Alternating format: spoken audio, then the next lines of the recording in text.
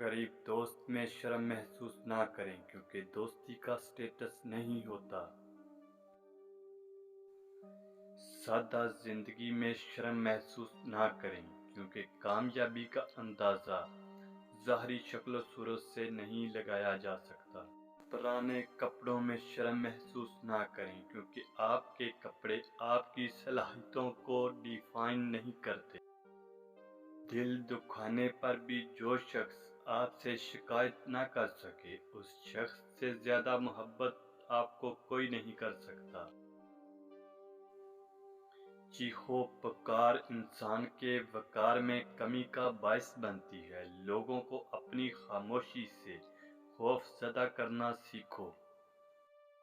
जो शख्स तुमको अच्छा लगे उससे कम मिला करो और जो बहुत अच्छा लगे उसे सिर्फ देखा करो।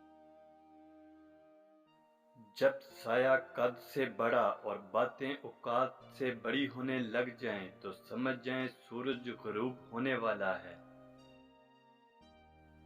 बूढ़े वालिदैन में शर्म महसूस ना करें क्योंकि आज आप जो कुछ भी हैं इनकी वजह से हैं।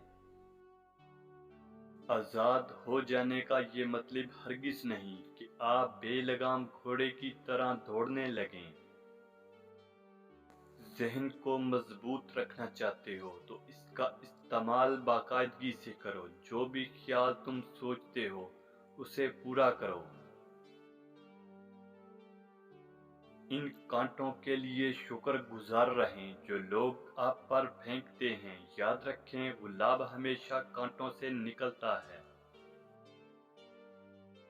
ज़रूरी चीज़ों में तखीर करना आपकी ज़िंदगी में पछतावा बन सकती है।